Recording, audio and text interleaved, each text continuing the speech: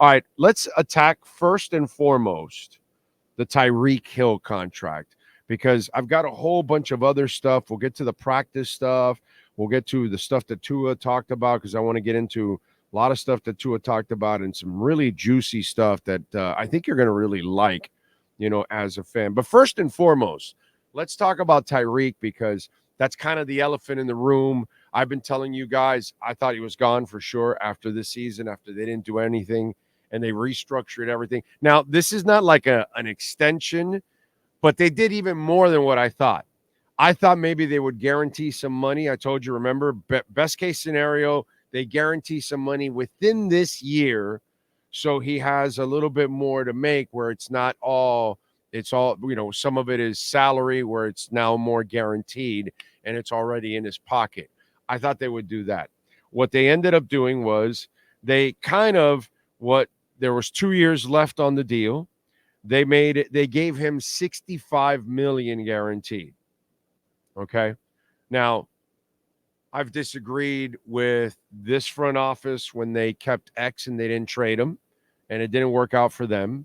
I disagreed with the Heat and not trading Jimmy Butler and it didn't work out for them. We're going to see what happens here. Okay.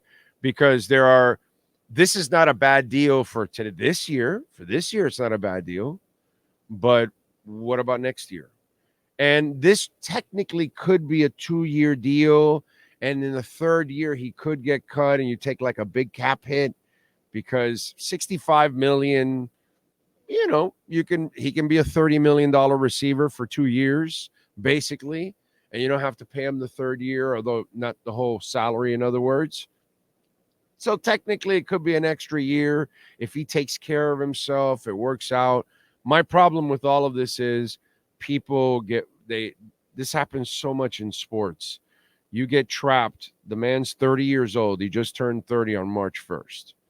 So you're going to play into your 32nd year. Normally, you're not nearly as fast as you were in the past. And you don't even know if he's going to be able to hold up this year. Okay? But I would take the chance on this year. Taking the chance in other years, okay? That's the decision they want to make. With all the off the field issues, I wouldn't have done this personally. Okay? I don't disagree with a lot of things that they do in the front office. Okay? The X thing was one of them, and this is another. I would have guaranteed for this year. I can see that. Any extension with all the off the field issues, I would not have taken the chance.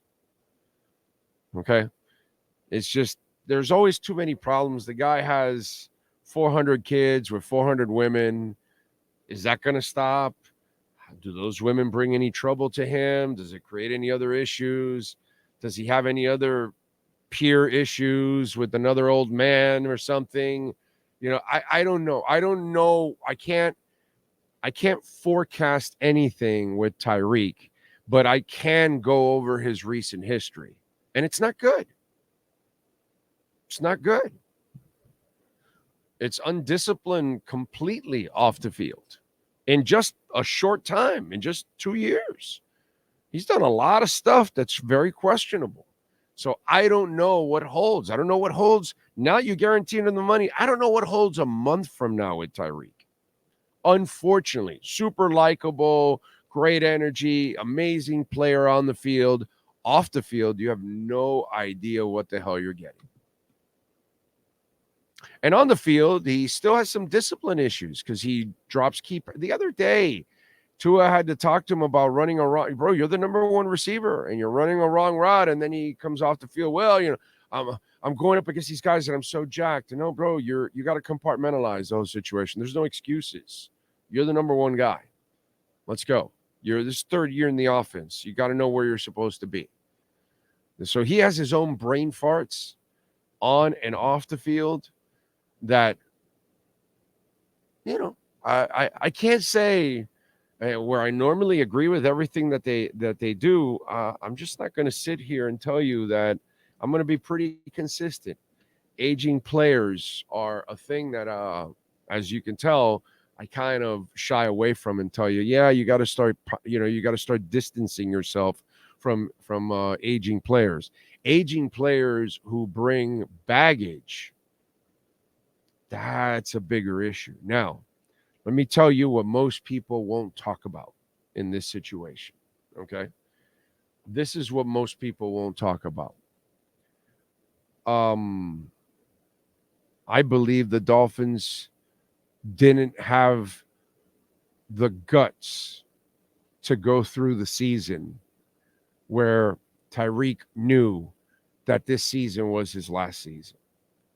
Like if they would have just guaranteed it, I thought about this, right? Because since I've been talking about, you got to sometimes take a step back and look at what you were talking about.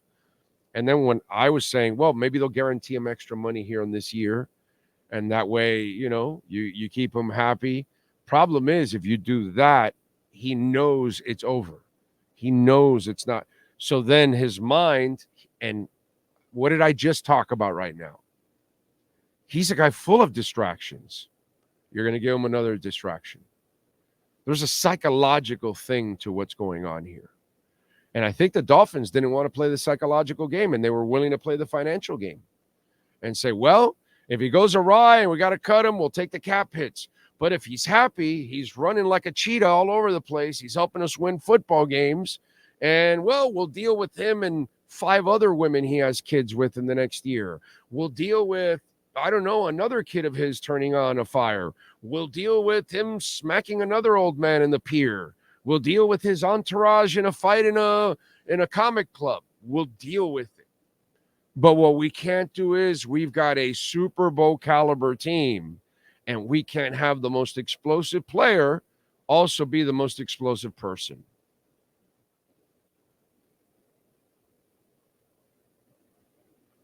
Vamos a hablar la verdad. Are we going to talk the truth? Are we going to lay the cards down? We're going to talk about what really is happening, because you're not going to get this in the Sun Sentinel, in the Herald, in the Palm Beach Post, ESPN, Fox, CNN, anywhere else. Nobody else tiene los cojones to talk about it like this. That's all it was, man. The Dolphins did not want to gamble with volatility. Those of us in Bitcoin, we know how to deal with volatility, baby. Stay strong. They're too close. They're too close to a championship. I get it. No, I know that's another discussion. I get it. I'm the guy that says, hey, they've had injuries the last 2 years. If they weren't injured, they probably win a game or 2 or 3 in the playoffs. But whatever, we'll disagree on that. That's fine. And we'll disagree whether Tua can play or not. And that's fine, whatever. But if the Dolphins are healthy and Tyreek is happy, then yes. But if the Dolphins don't have a happy Tyreek because, a week or 2 he doesn't get as many balls, and then he starts thinking, well, wait a minute. They're kind of, this is it. This is my last year. They just paid me off for this year. I got no more guarantees. And so that, no matter how colorful he is as a personality, and the brightness and the smile and all the fun and games and all of that, there's volatility behind the scenes.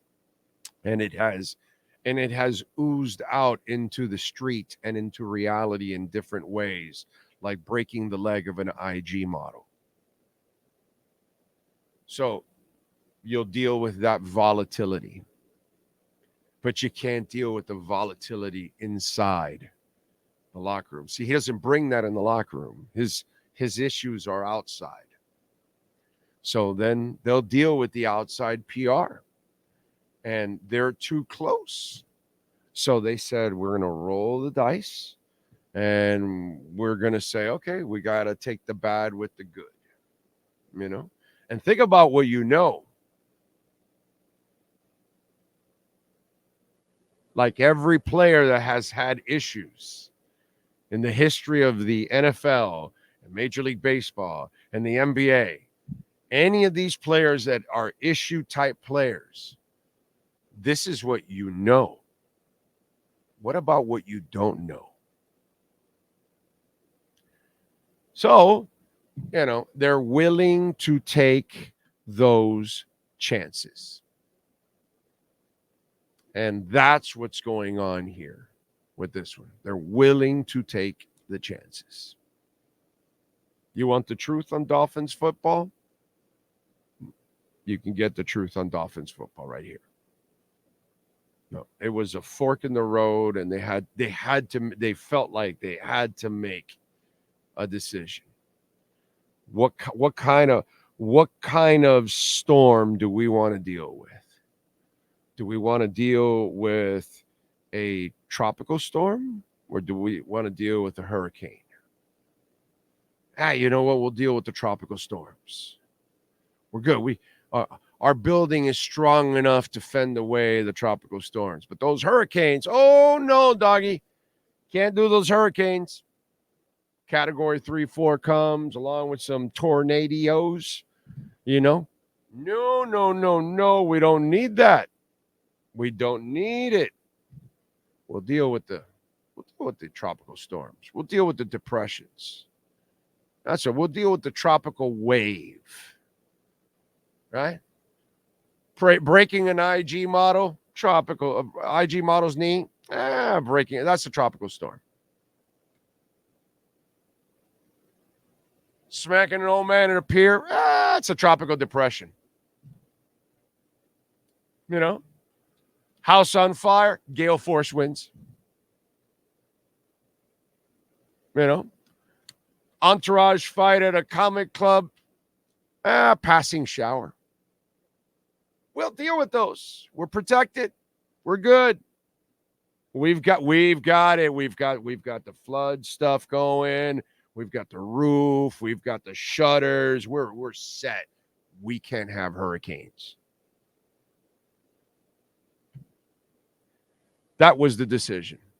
And in the end, when they're sitting there making their business and they're talking and they're going, we need them, but we don't need that other stuff, so how do we get him at least the best, and then we'll try to manage the rest. And that's what happened. So you got your deal, and now we'll see what happens during the ride. That's all. We just got now we just get in, we buckle up, and we hope for the best, ladies and gentlemen. You know how it goes. If it works out and if he really plays 2 good years, that third year, it's like, if you get a half decent year, the contract works out. If you only get the 1 year, then that's where this whole thing becomes, kind of a mess. And so you either will get praised or you'll get criticized. Welcome to the world of sports and welcome to the world of the NFL, but interesting decisions, interesting deep decisions on Tyreek Hill and his new 3-year money-induced 3-year restructured contract.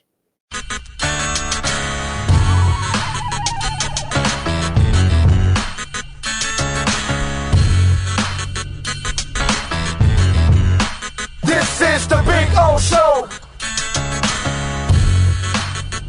This is the Big O Show.